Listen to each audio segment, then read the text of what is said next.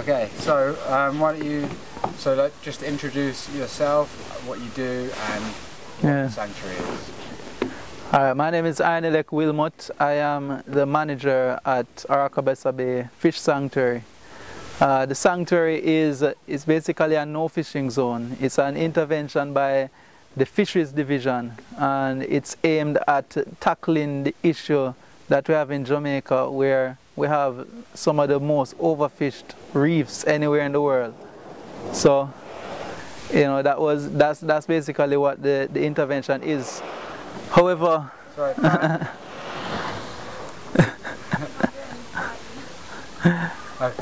Okay, sorry. I have to go again? Yeah, that's all right.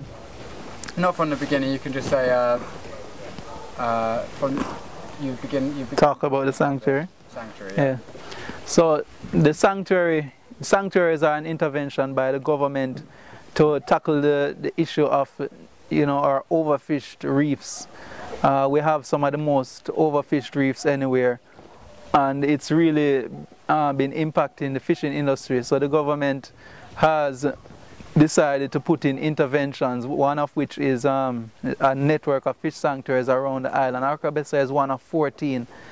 Basically, it's no fishing inside the sanctuary. You can fish on the outside. The concept being that the fish are going to get so plentiful inside the sanctuary that they're going to need space, and they're going to spill over onto the adjacent reefs where the fishermen are allowed to take them. And so it's like a bank. Some people compare it to a bank, you know. You're living on the interest, you know, and protecting the deposit. So that's what the sanctuary is. Our day-to-day activity is patrolling, ensuring that there's no fishing inside the sanctuary, educating, ensuring that the fishermen understand what it is that's happening, also understand the success that, you know, it is actually working. Yeah, so that's our day-to-day, you know, that's what we get busy with day-to-day. Mm-hmm. And so, can you tell us about the history of how how this all happened in the first place?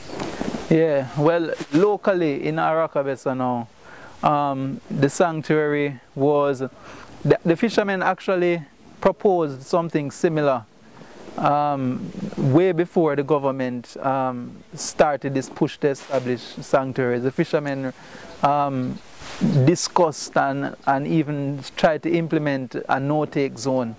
It was much smaller than what we have here now, and they did it for a little bit, and I'm told that they saw results. So when the idea came up again, they knew it could work, you know. And it's something that they realized from a long time, because the fishermen, it's no secret to the fishermen that the fish are getting less, you know, so they wanted to do something about it. However, I think at the time they didn't get the support that they wanted. This is what I hear. It's long before my time, but I hear they didn't get the support that they wanted from various other stakeholders, and so it didn't happen.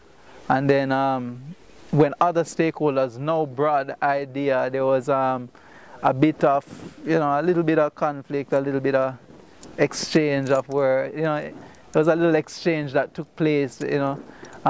However, out of that came a great working relationship between the Oracbessa Foundation and the St. Mary Fishermen Cooperative, and out of that great working experience, working relationship that developed through this dialogue and back and forth and negotiating, and so I think it forged something very, very special.